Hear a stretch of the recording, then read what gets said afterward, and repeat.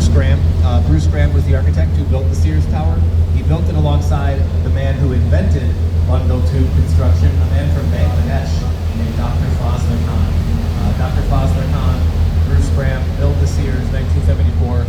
Talked about how there are 9 buildings put together. Well, then here to our left, you'll appreciate this. See that dark black box there? And out there to the forward left? Gateway Centers 1 and 2 from the 1950s, 1960s. Folks, these corporate soul-crushing buildings were designed by Bruce Graham. The same guy who did these did the Sears Tower later in life, yeah? So as we all look at these, like, don't these just look like what could become one day a Sears Tower? If you had these two, put them together, add 7, right, call it 9. Put them in a tree-by-tree configuration, stretch them into the sky, that's how they did it. These are, though, more indicative of what you'll see when we talk about modernism. We often call these the Miesian black boxes. The Miesian black boxes, the father of modern architecture, is a man from Germany named Mies van der Rohe. He moved from Germany to Chicago in 1938. When you build over the trains, as they've done here at Ogilvy and Union Station, these Metra and Amtrak trains, the developers of these buildings actually are leasing the air from the railroad. They own the rights to the air above their tracks. And now we'll dive a bit more deeply into this architecture stuff, friends. Here to our left-hand side, note the limestone, the verticality you get with the ribbon windows, the elegant setbacks, yeah. Note the geometric shape of the Art Deco style. The 2 Daily News building. Daily News building here from 1929 by Holabird and Root, the same folks that did the CBOT. Folks, we nicknamed the Daily News building here the Sphinx building. It's modeled after the Sphinx.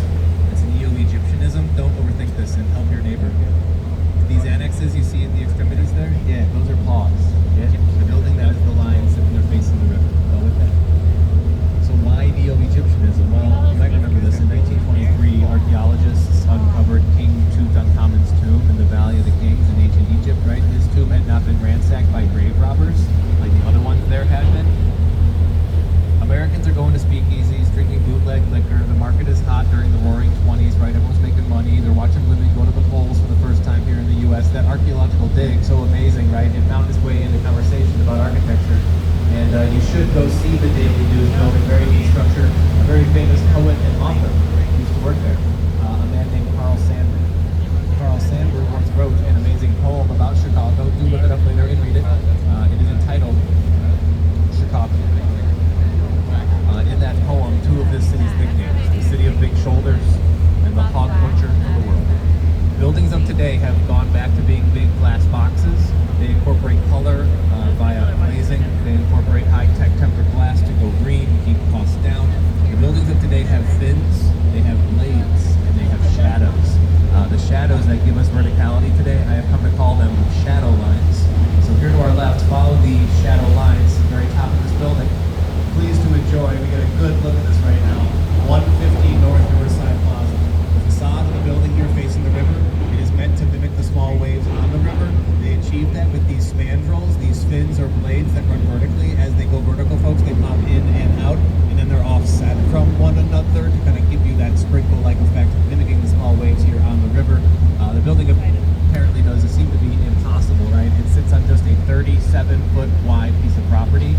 Folks, that is because that is all the space that Getch Partners had to build this 55-story tall building. Why just 37 feet on the property to build this building? In Chicago, you legally have to have a river walk. That ate up 40 feet of space on the water's edge. On the other side of the building are those train tracks we talked about. You can't build into the train track, you can build above the train tracks, right? So they built a park above the railroad. There's a 37-foot wide piece of property holding that building in place. The caissons for that building go all the way down into the bedrock. That building is socketed 6 feet into the planet. It goes down 126 feet.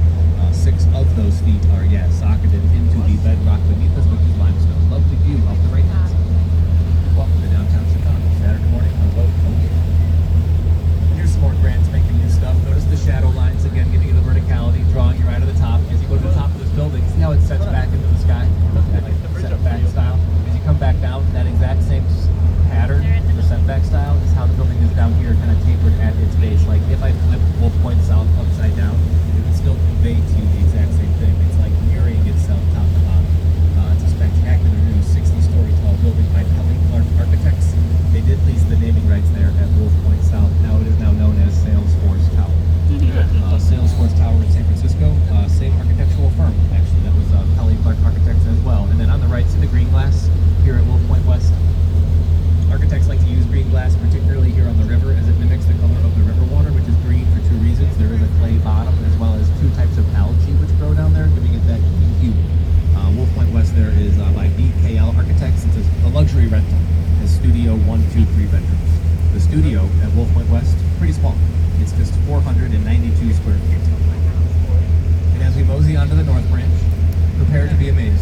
here to our left-hand side, you'll see triangular-shaped units, the Chicago River cottages.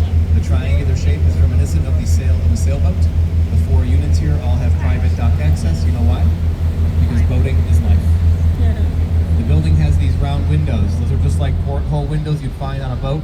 See the circular staircase there? You'll find things like that inside of lighthouses. The nautical themes here at the cottages, we associate that with the architect. His name is Harry Weiss. Harry Weiss's projects always have nautical themes. He loved to use the triangle, as again it was like the sail on a sailboat. This guy Sir